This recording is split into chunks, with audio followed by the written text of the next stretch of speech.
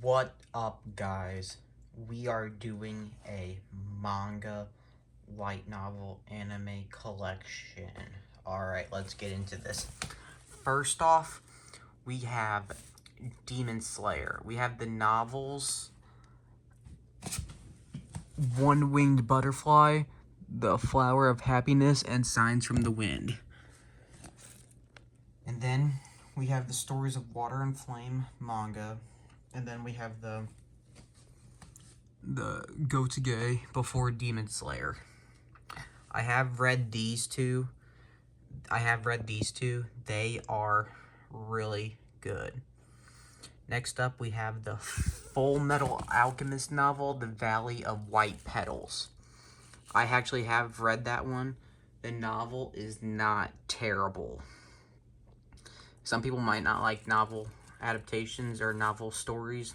It's really good if you can get into it. And then here's some Tatsuki Fujimoto. Look Back and Goodbye Eri, and then his before Chainsaw Man 17 through 26. Personally, out of these four, my personal favorite is Goodbye Eri. Goodbye Eri was amazing. Not to get into too much detail, but just the way the art just reflects the story, it's just amazing. Next to that, we got Chainsaw Man Buddy Stories. It's another light novel adaptation. You can see a similar theme in this collection. Have not read yet. And then we have Spy Family Family Portrait. Fun fact, that was my first light novel, first novel in general that I really got into and read. It is really, really good. Next to that, we have One Piece Ace's Story Manga Volume 1. Have not read it yet. I'm waiting to get the second one. Next to that, we got One Piece Shingeki no Sanji. That book is probably one of my favorites. Most likely my favorite because it's Sanji, who's my favorite One Piece character. Or one of my favorite One Piece characters. But it's just phenomenal. And next to that, we got Mashima's Heroes. I got that because I am really into Mashima. I love all of his works that he does, and I'm trying to get more into it. So that is why I got Mashima's Heroes. And then next to that, Hiro Mashima's Playground. That's more or less his one-shots. I have read both of those. Heroes is more of a one-shot, but Playground, there are some really, really fun stories in there. And the next to that, we got Mobile Suit Gundam C Divergent Strike. That I am really happy to pick up. It might not look like it's in the best condition, but honestly, that one was one of the best pickups I could have ever found. And then next to that, we got Full Metal Alchemist and the Full Metal Editions 1 and 2. I have not read yet. I'd like to try and binge the series whenever I get the more volumes. My volume 2 is messed up, as you can see. It came like that. That was not the best. But overall, cannot wait to start reading that. Next to that, we got the Part 1 Chainsaw Man box set. I got that box set for a really, really good deal. If you ever want to get into Chainsaw Man and you go on Amazon, the $55 for $55 for the 11 volumes, it's perfect. I read all of that. It is Part 1. Oh my, that is crazy. It is crazy. It's phenomenal. I can't wait till there's a Part 2 box set, and I probably will buy it. And then down here, Death Note short stories. I did read it, and it is interesting. It's definitely not what you'd expect, but it's something. Then 20th Century Boys, 1 through 10. Oh boy, I've read up to volume 7. It is crazy. I love Urasawa's work. It's crazy. And then I'm probably going to binge when I get 11 and 21st. Probably binge all 5 of those. And then, yeah. And then Lupin the Third, Thickest Thieves. This is going to be an interesting one for me. I got this because I've been getting into Lupin the Third recently. And it's going to be a...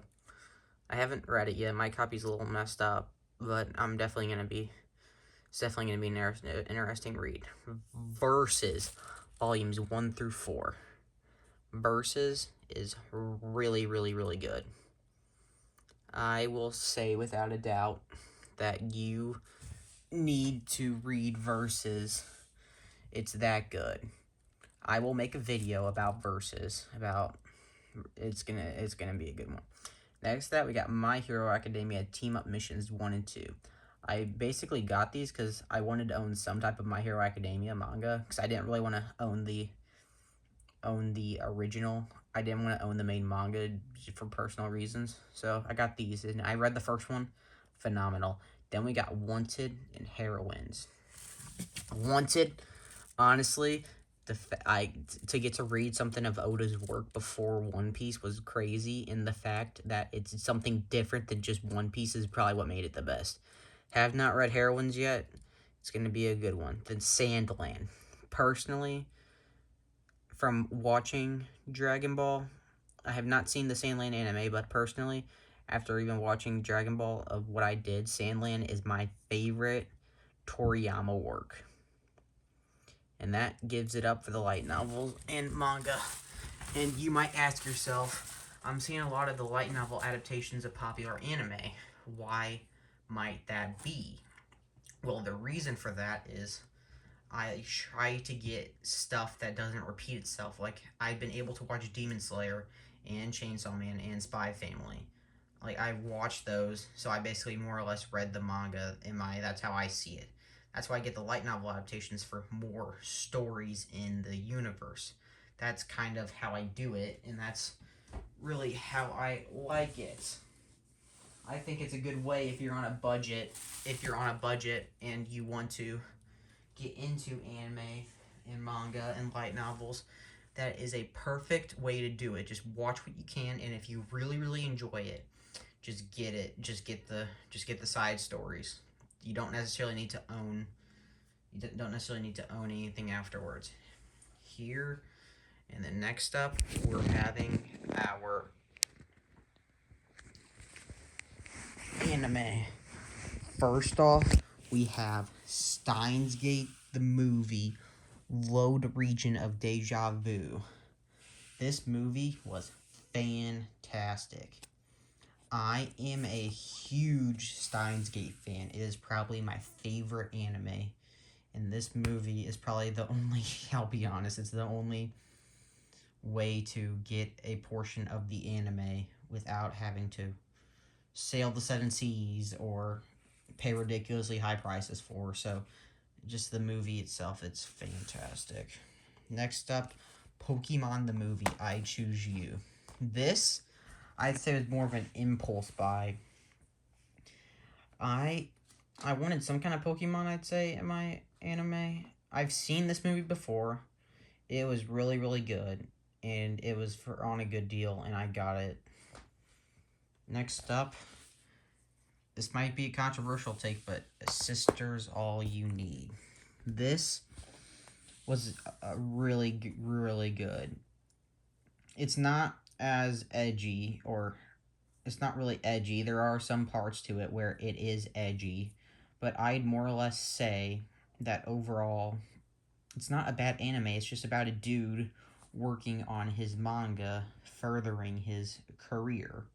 It's not really that bad if you can just look past some of the weird stuff that happens, but it was a really good watch. Next up, Darling in the Franxx was really good. I'd say I binged it. It was a good one.